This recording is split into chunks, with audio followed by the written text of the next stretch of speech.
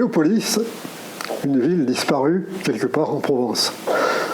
Déjà, il faut savoir qu'en Provence, il y a plusieurs traditions qui font état d'une ville qui aurait eu à l'époque romaine l'importance d'Avignon ou d'Arles et qui a totalement disparu. Il n'en reste plus une seule pierre. Et Théopolis fait partie de ces traditions. Alors Théopolis, on la situe quelque part en Haute-Provence, au-dessus de Sisteron.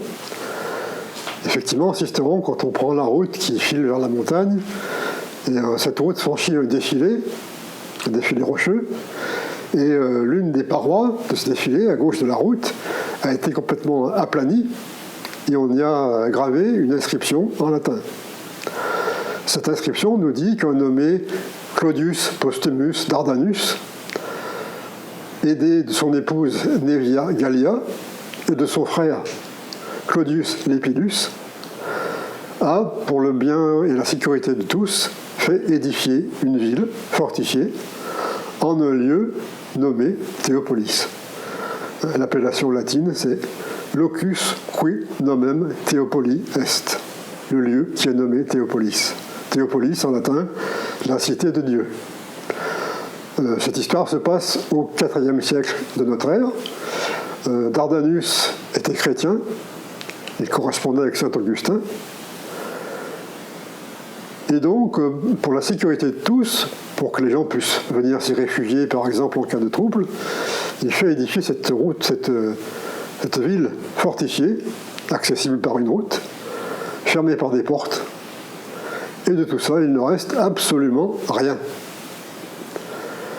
Alors on a cherché à savoir où pouvait se situer cette ville. Bon, on la situe le plus généralement sur la commune de Saint-Geniez, entre ce village de Saint-Geniez et le rocher du Dromont. Il y a une vieille chapelle au pied de ce rocher, une vieille chapelle romane, très intéressante à voir, avec une crypte qui date vraiment des premiers temps du christianisme.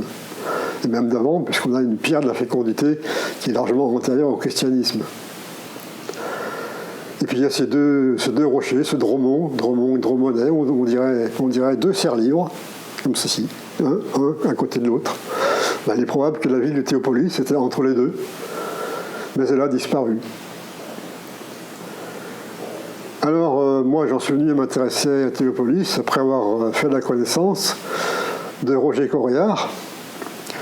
Roger, c'est un retraité de la marine, il a fait toute sa carrière dans la marine nationale, et lors de la retraite a sonné, il est rentré sur ses terres d'enfance, puisqu'il est né au Poète, à côté de Sisteron.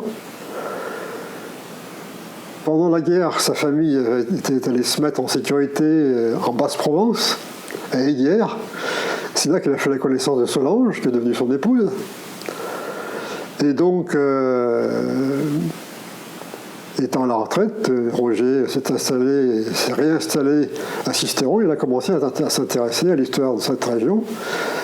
Et il a commencé à s'intéresser à Théopolis. Alors, il en avait entendu parler dès qu'il était enfant, puisque quand il était jeune, il raconte souvent que le dimanche, son père et son oncle l'emmenaient à la messe à l'église du village. Et dans l'église, il y a un grand tableau où on voit au fond une ville qui apparaît derrière le personnage central. Et son oncle lui expliquait que cette ville, c'était Théopolis, une ville qui a disparu.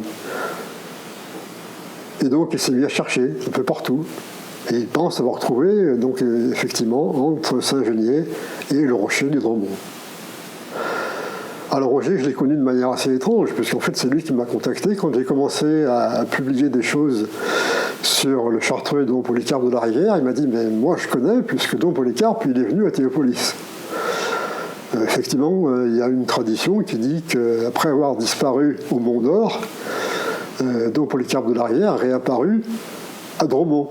Le Mont d'Or, Dromont. Phonétiquement, c'est l'inverse l'un de l'autre. Et puis, Dom Polycarpe a été le prieur de la chartreuse de Montpas, en Provence.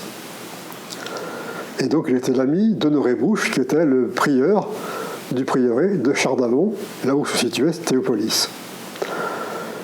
Et Roger, je l'ai fréquenté pendant des années. Je suis allé le voir plusieurs fois à Sisteron. Et je l'ai vu surtout dans son jardin qu'il avait à Aiguières, qui est un petit coin de paradis. Et chaque fois que moi j'allais en vacances en Provence, je ne manquais pas d'aller voir mon ami Roger dans son jardin, verger, à Aiguières. J'ai toujours dit que c'était un petit coin de paradis, c'était vraiment un endroit magnifique où on allait se ressourcer. Roger n'est plus là, il a franchi l'anneau des Nibelungen, comme il le disait lui-même.